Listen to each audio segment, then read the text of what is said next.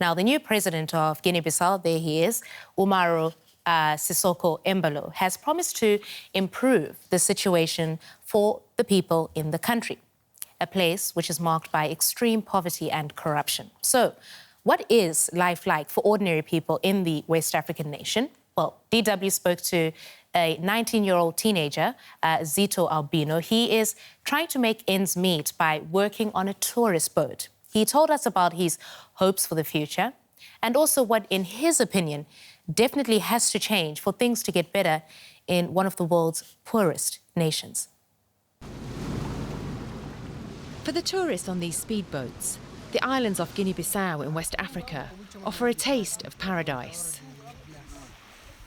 For residents, like 19-year-old Zitu Albino, they provide the income that allows him and his family to survive.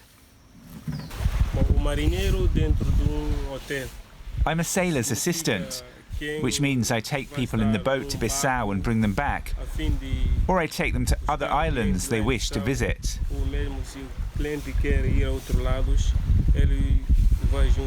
I help carry things to the boat. I also check the weather. It's a big responsibility with the clients to see if it's worth taking the risk to sail or not. But Zitu faces many challenges in his life. He's supporting at least 6 other relatives with this job.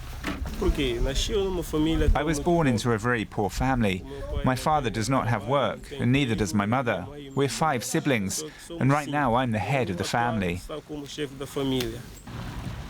He uses the money he earns here to pay for his education and also that of his siblings. But he says going to school is not something you can take for granted in a country as poor and as dysfunctional as Guinea Bissau. I wish things would be better and that we would have more hope, because in our politics things don't go well at all. For instance, we start classes and all of a sudden it's strike, strike, strike, and then we lose the school year, and then the next year the same thing happens.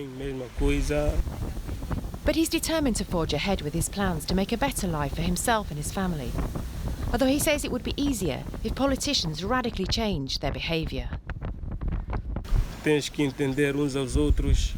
should start thinking about others and not just themselves. They should start working for all Guineans. When it comes to the direction the country should be going, Zitu has a clear message for the president. He must improve the schools and offer children new schools, different than the ones we have now, to give the children a motivation for the future. Zitu says his dream is to finish his studies and to get a job in tourism, and then one day be his own boss.